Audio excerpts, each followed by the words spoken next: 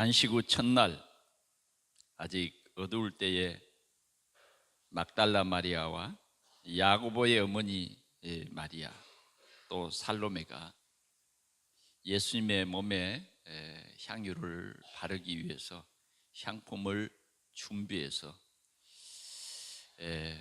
예수님의 무덤을 찾았습니다.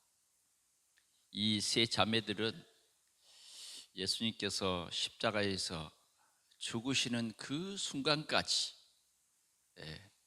그곳에서 있었고 다 주님을 떠났지만 이 세 자매는 아리마대 요셉과 함께 예수님의 시신을 십자가에서 내려서 장례를 치른 참 믿음의 여인들이었습니다.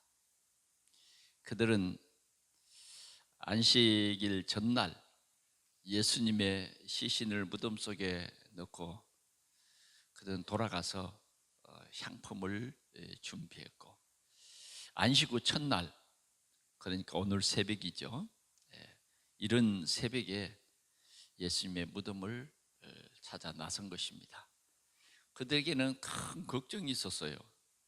도대체 그 무덤 문을 막았던 그 돌을 누가 옮겨줄 것이냐. 실은 빌라도가 그 무덤에 문에 임봉을 쳤습니다. 누구든지 빌라도의 허락이 없이는 무덤 문을 열 수 없어요.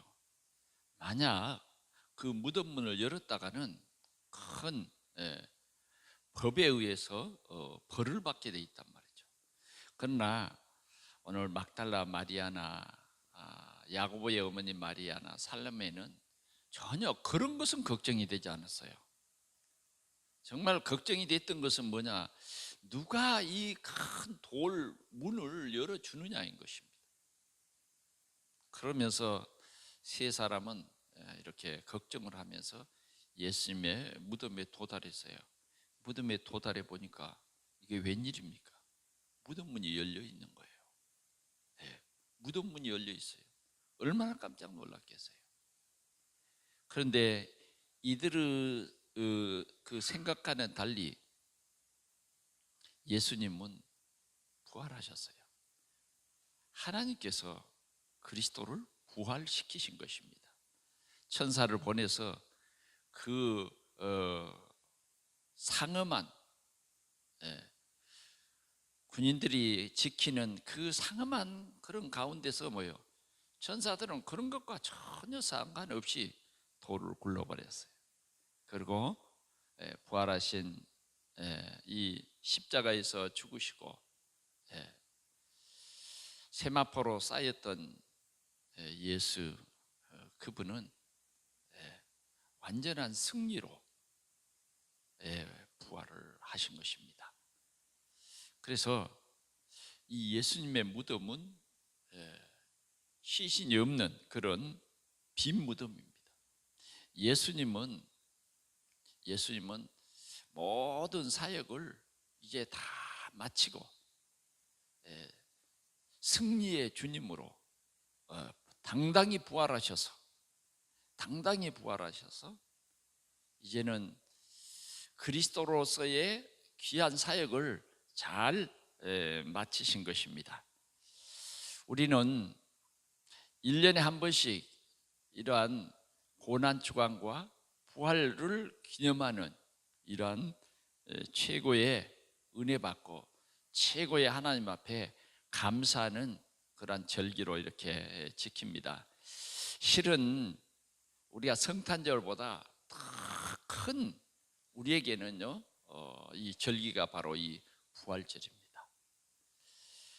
그래서 우리는 부활절에는 서로 말씀을 가지고 확신 가지고 서로 위로하며 믿음을 더욱 굳게 하는 그러한 절기인 줄 믿습니다. 예수님께서는 말씀했어요. 내가 부활해서 너희보다 먼저 어디로 가리라? 갈릴리로 가리라고 했어요. 예수님의 사역이 갈릴리에서 시작했잖아요. 그래서 예수님은 부활하셔서 또다시 제자들과 이제 한 40여일 동안 갈릴리에서부터 시작을 새롭게 하는 것을 우리는 볼 수 있습니다. 그러면 우리는 첫 번째로 이 아침에 생각할 말씀의 이 제목은 뭐냐? 예수님의 죽으심의 현장을 우리가 다시 한번 정리할 수 있기를 바랍니다. 왜 예수님은 이렇게 십자가에서 고난을 받으셔야 했는가 하는 것입니다. 십자가는 뭐냐면 이스라엘 나라의 십자가는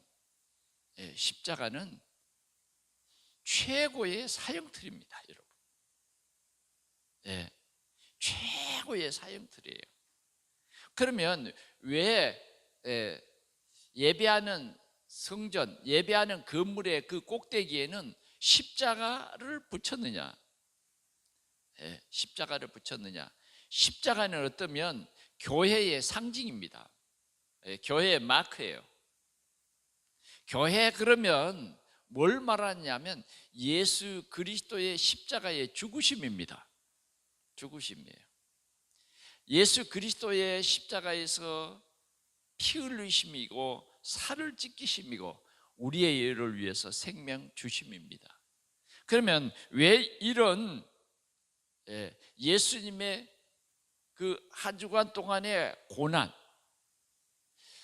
유월절 성만찬으로부터 시작해서 이 한 주간 동안의 이 고난의 행진을 우리가 돌이켜 볼 텐데 왜 이런 고난을 받으셔야 했느냐 하는 것입니다.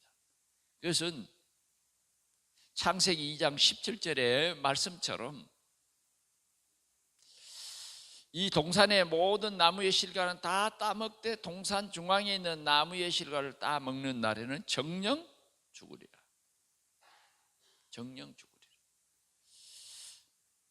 그런데 왜 이 동산 중앙에 있는 나무의 실과를 하나님이 먹지 말라, 먹으면 죽는다고 분명히 말씀을 했고 분명히 이것을 들었는데 왜 따먹게 됐느냐 하는 것은 우리가 똑똑히 기억해야 됩니다. 사단이 전달하는 그 불신앙에 빠져서 네가 하나님같이 된다고 하는 그 속임수에 아담과 하와는 속인 것입니다. 속임을 받은 거예요. 그래서 결국은 정령 죽음의 길을 선택해 버린 거예요. 그래서 모든 인류는 죄인으로 태어나고 그래서 죄인이기 때문에 죄값을 받아서 지옥의 형벌을 당하게 된 것입니다. 지옥의 형벌만 당하는 것이 아니라 따먹는 그 시부터 뭐요? 저주와 재앙 속에 빠져버린 것입니다. 이것이 사람이에요. 그런데 하나님께서는 이러한 인류를 구원하시기 위한 하나님은 계획을 세우셨어요. 그게 뭐냐? 창세기 3장 15절 여자의 후손을 보내셔서 우리의 죄 문제를 깨끗이 해결하고 우리를 하나님의 자녀로 회복시키는 것입니다. 이것을 약속해 주셨어요. 그래서 예수님께서는 이렇게 하나님의 계획을 따라 이 땅에 오셨어요. 이 땅에 오셨다고 말해요. 누구의 몸을 빌어서? 동정녀 마리아의 몸을 빌어서 이 땅에 그리스도로 오신 것입니다. 그래서 그 그리스도로 오셨기 때문에 그리스도의 일을 하신 것이 뭐냐? 짤막한 이 고난을 몸소용해 한 것입니다. 물론 예수님이 사람의 몸을 입고 오심부터 우리에게는 하나님의 큰 은혜요 사랑인 것입니다. 왜 사람의 몸을 입고 오셨습니까? 완전한 사람이 되셔서 우리 사람들이 반드시 해결해야 되는 이 죄 문제를 0.1%도 감하지 아니하고 그 죄의 값을 친히 다 치르신 거예요. 다 치르신 거예요. 그래서 그 치루시는 그 현장을 우리는 말씀을 통해서 볼 수 있었는데, 저 겟세마네 동산에서 기도를 시작합니다.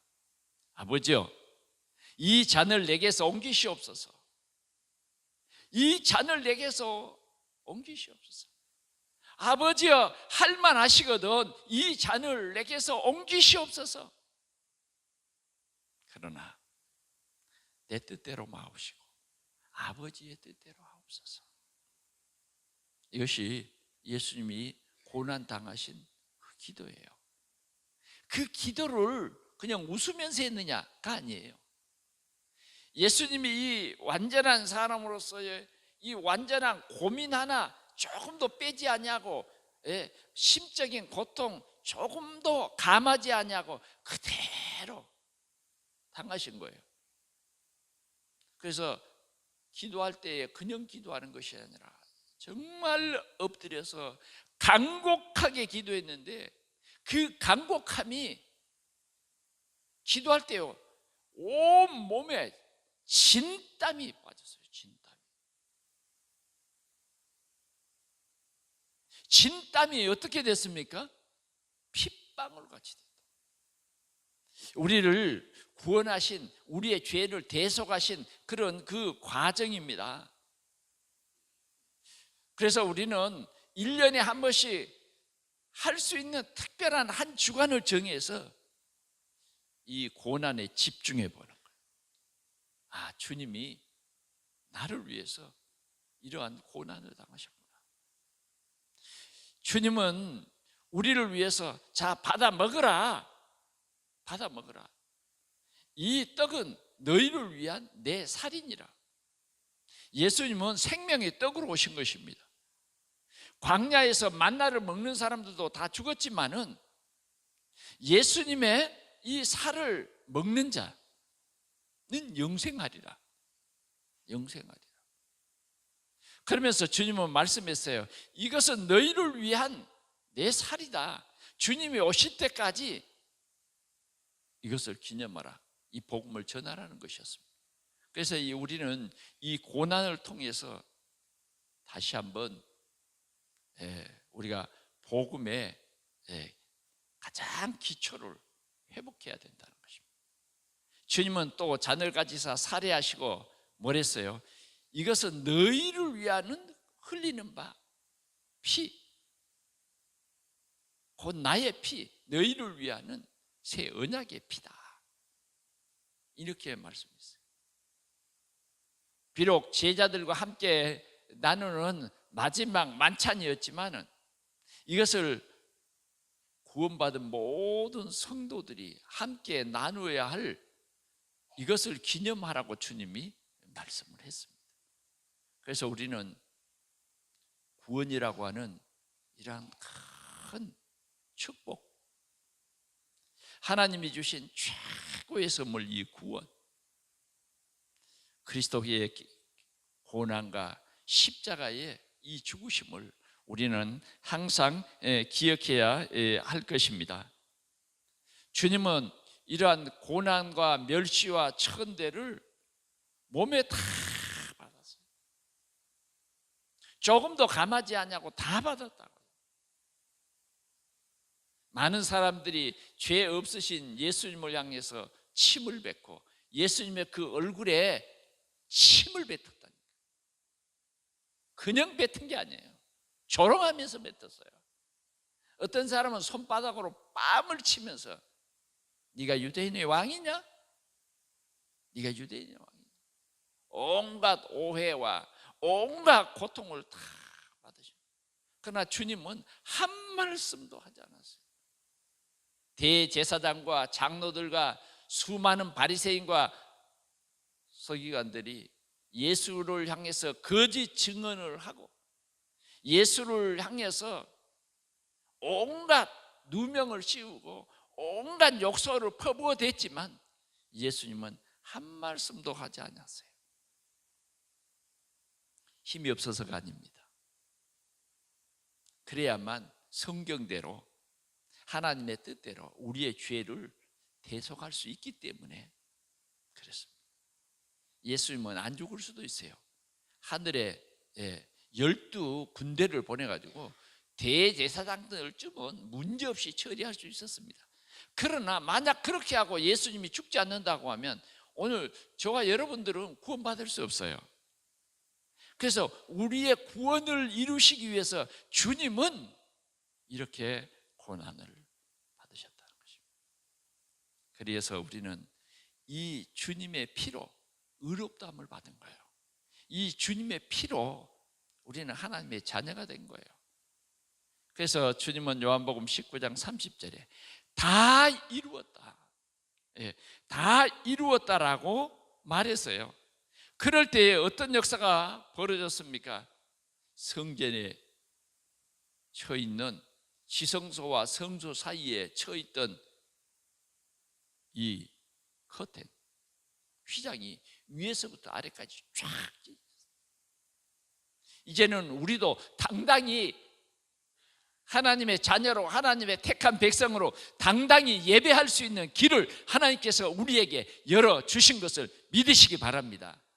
이것은 우리에게 얼마나 큰 소망이요 기쁨이요, 돈으로도 살 수 없고 어떤 우리 인간의 노력으로도 얻을 수 없는 하나님의 특별한 선물인 것입니다. 그래서 오늘 우리는 당당히 예수 그리스도의 이름으로 기도할 수 있고 당당히 주의 전에 나와서 이제는 예배할 수 있는 이 기쁨, 이 축복, 우리는 제대로 알고 누려야 되겠습니다.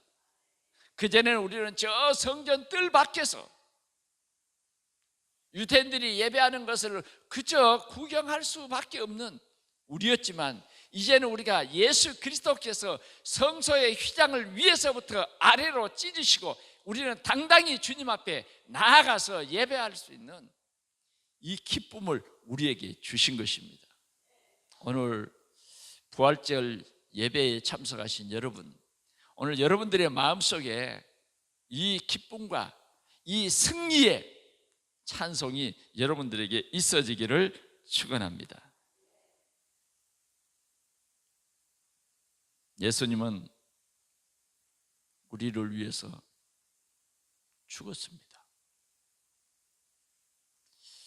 예수님은 죽었으나 장례 치를 사람이 없었어요. 예수님을 사랑하고 예수님을 모든 사람들이 다 버릴지라도 우리는 절대 버리지 않겠습니다, 우리도요 했던 그 12 제자들은 다 도망가 버렸어요. 자기야 살기 위해서, 내가 살기 위해서 그들은 도망갔어요. 예수님 홀로 뭐예요? 저 십자가에 매달려서 그 고통을 당했던 것입니다. 다만 저 멀리서 예수님을 사랑했던 그 여인들, 갈릴리에서부터 예수님을 끝까지 따르던 그 여인들만이 멀리서 예수님의 십자가를 바라볼 뿐이었습니다. 여러분, 예수님은 이렇게 외롭고 쓸쓸하고 그 고난의 길, 이 십자가에 매달렸어요. 예수님이 죽었지만 예수님은 장사 지낼 무덤도 없었고 장사 지낼 사람도 없었고, 다만 제자들은 어디로 가버리고 예수님을 따르던 여인들만이 울었어요. 아리마대 요셉이라고 하는 제자요 공회의원이요, 정말 주님의 나라를 기다리던 이 아리마대 요셉이 모든 오해를 불식시키고 당당히 빌라도에게 찾아가서 우리 예수님의 시체를 내려주시오, 내가 예수님의 시체를 장례하겠습니다. 지금 대제사장들과 장로들은 내일이면 안식일인데 저 시체를 어떻게 치워야 되느냐. 정말 예수님의 시체는요, 장로들과 모든 바리새인들에게는요 천덕꾸러기입니다. 천덕꾸러기. 저 시체를 어떻게 치워야 하느냐. 저 죄인의 시체를 어떻게 치워야 하느냐? 죽어도 죽음 그 시체도 죄인인 거죠. 아무도 예수님의 시체를 가져갈 수가 없는 거죠. 그런데 아리마대 부자 요셉은 예수님의 시체를 가져다가 세마포를 사가지고 와서 예수님의 시체를 이렇게 쌉니다. 그때 니고데모라고 하는 그 다른 공회의원이 향품을 가지고 와서 그나마 그 시체에 향유를 바를 수 있었습니다. 실은 모든 사람은 유대인들이 죽을 때요 그 시체에 향유를 발라서 그렇게 장례를 치는데 예수님은 그 향유 바를 사람도 없었다니까. 그래도 참으로 주님 앞에 쓰임받는 이런 제자들이 있었습니다. 그래서 그런 장례식을 같이 지켜보는 세 여인이 있었는데 그 중에 한 여인이 바로 막달라 마리아였습니다. 세상 사람들이 조롱하고 죄인이라고 인간 취급도 해주지 않았던 죄인 막달라 마리아. 그는 예수님을 만남으로 말미암아 죄 사함을 체험한 그 여인이었습니다. 예수님의 몸에 향유를 몽땅 붓고 그 머리털로 예수님의 발을 씻겼던 그 여인. 그 여인은 생명을 걸고 예수님의 마지막 그 시간까지 장례를 치르는 그 순간까지 예수님의 곁을 떠나지 않냐고 바라보았던 것입니다. 그래서 예수님의 시체는 부자 요셉 새 무덤에 들어가게 된 것입니다. 이런 모든 하나하나가요 성경을 응하게 하셨어요. 성경을 응하게. 그런데 예수님의 죽음은 이렇게 끝이 나고 더 제사장과 장로들과 바리새인들은 빌라도에게 찾아가서 얘기했어요.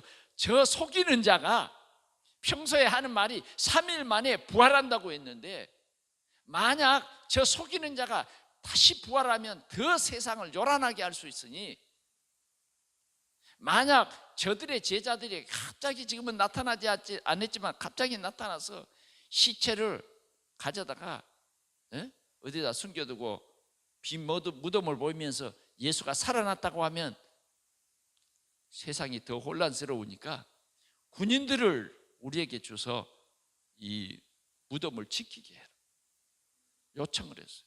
빌라도는 허락했습니다. 그래서 그 군대들은 교대로 예수님의 무덤을 지켰던 것입니다.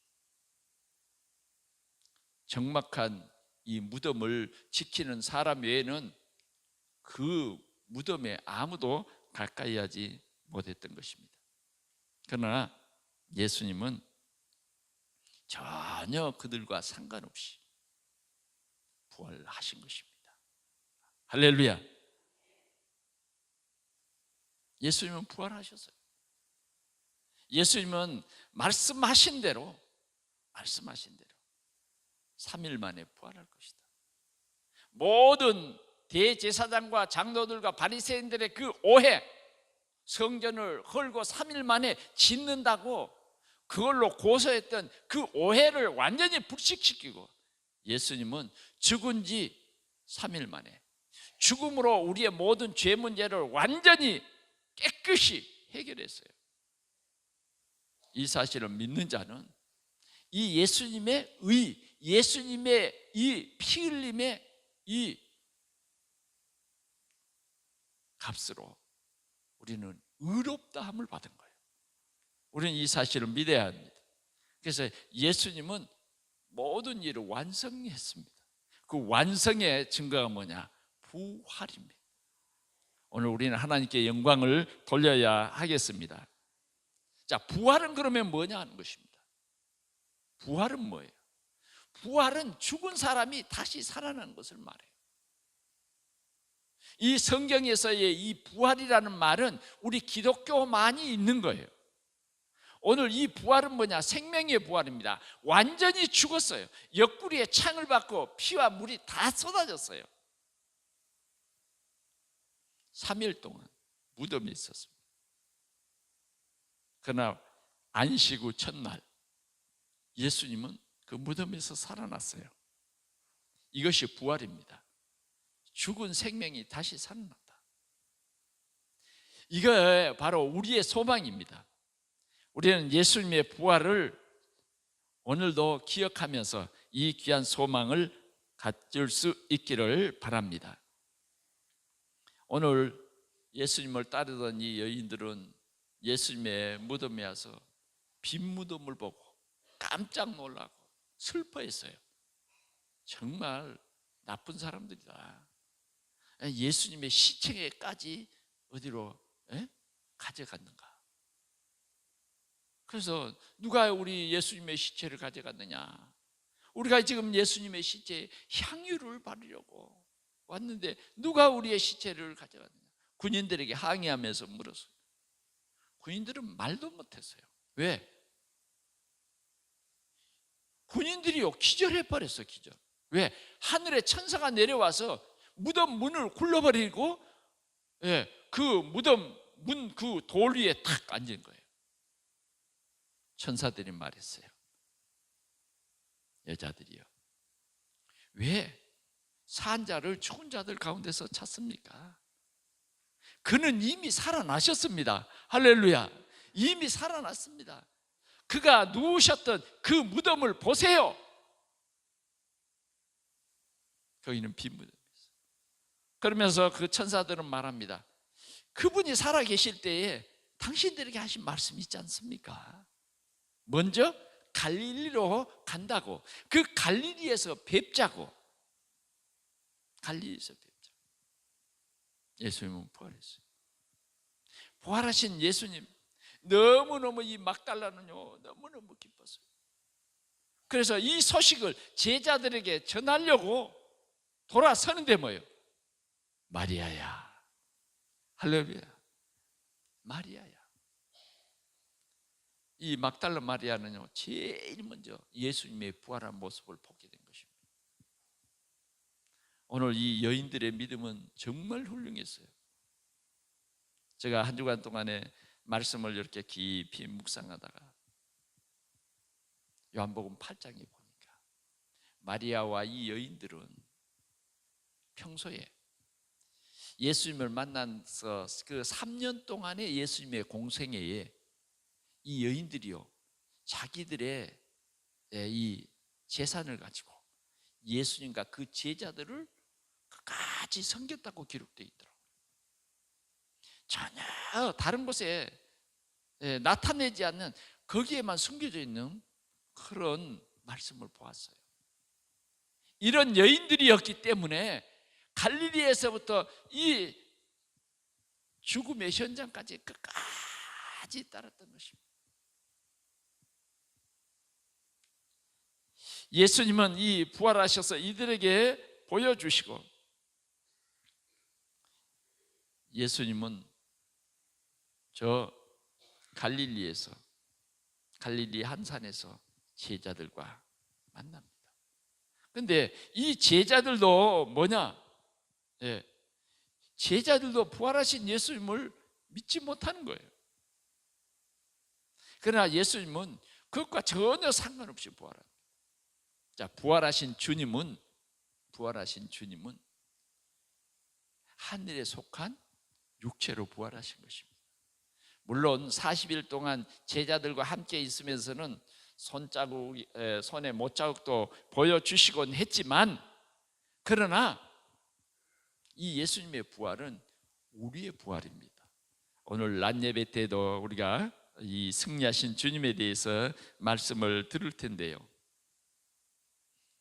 어쩌면 우리에게 참 부활은 우리에게 최고의 기쁨이요 우리에게 최고의 소망입니다. 우리 예수 믿는 사람은 반드시 마지막 날에 이렇게 부활하는 것입니다. 그 부활을 제가 오늘 아침에 한 3시 정도 돼서 일어나서 예수님의 부활에 대해서 묵상을 했어요. 우리가요 죽음을 두려워하지 않습니까? 점점 우리 사회는 고령화되는 시대잖아요. 여러분, 한 200년 산다고 하면 어떻겠어요? 200년 산다고 하면 정말 불행입니다. 늙어가지고요 아무 힘도 없고 진짜 그렇게 못 죽어서 사는 그런 인생이 되지 않겠습니까? 그러나 그리스도로 말미암아 우리를 완전히 죄인된 몸에서요 완전히 회복시켜요. 그래서 우리에게는요 이 세상에 속한 육체가 아니라 신령한 육체, 이 세상의 물은 먹어서 또 먹어야 되지만은 정말 신령한 음식, 그런 몸으로 우리는 부활하게 되는 것입니다. 그래서 예수님의 이 부활은 첫 부활이에요. 우리는 그 뒤를 따르는 이 부활이 약속되어 있습니다. 영원한 천국의 소망을 누릴 것입니다. 오늘 이 소망을 여러분들이 굳게 믿고 승리하시기를 축원합니다. 그러면 마지막으로 주님께서 제자들을 만나서 주시는 미션을 생각해 보기를 원합니다. 오늘 말씀에 보니까 이런 말씀이 있어요. 18절 16절 11 제자가 갈릴리에 가서 예수께서 지시하신 산에 이르러 예수를 보였고 경배하나 아직도 의심하는 사람들이 있더라. 아직도 의심해요. 정말 예수님 맞나? 아직도 의심해요. 그렇습니다. 우리는 우리 어떤 의지로는 못 믿어요. 그러나 성령이 우리를 믿게 하시는 것입니다. 성령이 우리의 믿음을 도와야 진짜 예수가 그리스도이심을 믿게 되는 것입니다.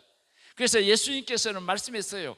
오직 성령이 너희에게 마시면 보혜사 성령을 너희에게 보내주시겠다.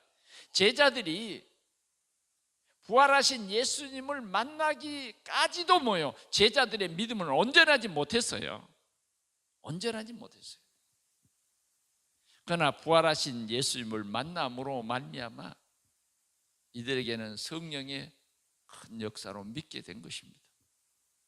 의심하는 자도 있더라. 성경은 조금도 가감하지 않냐고 사실 그대로를 말하고 있는 것입니다. 그럴 때 예수님께서 말씀을 주셨어요. 하늘과 땅의 모든 권세를 내게 주셨으니 그러므로 너희는 가서 모든 민족을 제자로 삼아 아버지와 아들과 성령의 이름으로 세례를 베풀고 내가 너희에게 분부한 모든 것을 가르쳐 지키게 하라. 한마디로 말하면 너희는 가서 복음을 전파합니다. 만민에게 복음을 전파하라. 마가 사도는 그렇게 말했어요. 만민에게 복음을 전파하라. 오늘 마태는 너희는 가서 이렇게 자세히 말하고 있지만 마가는 요약을 했어요. 너희는 가서 만민에게 복음을 전파하라. 이것이 주님의 미션입니다. 부활하신 주님의 첫 미션이 뭐냐? 만민에게 복음을 전파하라는 거예요. 누구에게? 부활을 믿는 우리에게. 십자가의 이 귀한 사건을 통해서 이 십자가가 바로 나를 위한 십자가라고 믿는 우리에게 주님은 이 복음을 전파하라는 것을 명령하셨어요. 부탁하셨어요. 그러면서 뭐냐? 하늘과 땅의 모든 권세를 가지신 그분이 우리와 늘 함께 하시겠다. 세상 끝날까지 함께 하시겠다. 왜? 이 생명의 복음을 전하라. 그래서 우리에게 가장 중요한 일은 뭐냐? 생명의 복음을 전하는 전도자의 삶인 것입니다. 여러분 정말 예수를 믿습니까? 우리는 전도자의 삶을 살아야 돼요. 전도자의 삶. 우리의 삶은 전도자의 삶입니다. 이것을 주님이 명령하시고 부탁하셨어요. 세상 끝날까지 너희와 항상 함께 있겠다 약속해 주셨어요. 오늘 우리는 이 부활의 아침에 오늘 우리가 이 언약을 붙잡아야 하겠습니다. 예수는 그리스도이십니다. 예수만이 그리스도입니다. 예수만이. 그래서 우리는 예수만이 그리스도이심을 확실히 증거해야 되겠습니다. 그래서 우리의 비전은 뭐예요? 세계복음화입니다. 세계복음화. 237 나라의 이 생명의 복음을 모두 듣도록 하자. 하나님이 구원 주시기로 작정된 자들에게 우리는 이 복음을 증거해야 할 빚진 자이고, 우리 이 책임을 가진 사람들. 특별히 하나님께서 왜 우리에게 이 동산교회 보내주셨느냐, 이유를 우리가 발견해야 되겠는데, 반드시 우리는 예루살렘과 온 유대 사마리아 땅끝까지 이룬 내 증인이 되라고 하신 그 말씀대로 오늘 우리는 이 부천의 생명의 복음을 증거해야 하겠습니다. 우리 민족에게 이 생명의 복음을 증거해야 된다 하는 것입니다. 그래서 우리는 어떻게 해야 되겠습니까? 정말 이 순수한 복음, 섞이지 않는 이 복음, 그 마가 다락방에서 순수하게 뭐예요? 제자들에게 예수님께서 주셨던 그 복음, 마가 다락방에 언약 잡고 이 말씀 운동을 시작했던 이 복음 운동이 오늘 우리 동산교회로부터 시작되어서 부천 전역을 살리고 여러분들의 가정과 여러분들의 직장을 복음화하는 그러한 우리 결단이 이 시간에 있어지기를 축원합니다. 그러기 위해서는 우리가 먼저 예배에 성공하고 우리 자신들이 제자의 이 훈련 속에 들어가야 되겠어요.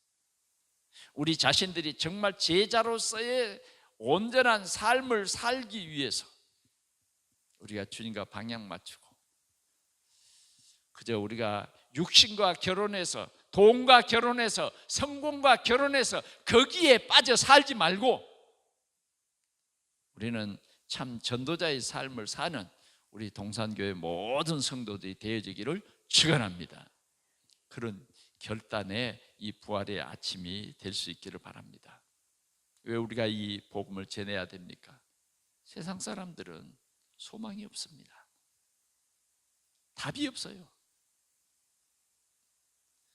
우리 바로 하나님의 구원을 입은 우리 모든 성도들이 세상에 답을 주고 세상을 살리는 참 전도자, 참 제자의 삶으로 하나님께 큰 영광 돌리는 부활의 아침 결단이 있어지기를 축원합니다.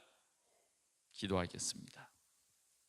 하나님 아버지, 주님이 피 흘려 세우신 교회, 예수가 그리스도이심을 믿는 오늘 우리 동산교회, 이 새벽에 이 교회 예배당에서 모여 부활의 주님을 기뻐하며 감사하며, 주님이 한 산에서 우리에게 말씀하셨던, 제자들에게 말씀하셨던 이 복음 전파를 우리가 새로운 마음으로 우리 마음속에 담고 다짐합니다. 주여, 주의 성도들에게 성령 충만함을 주시옵소서.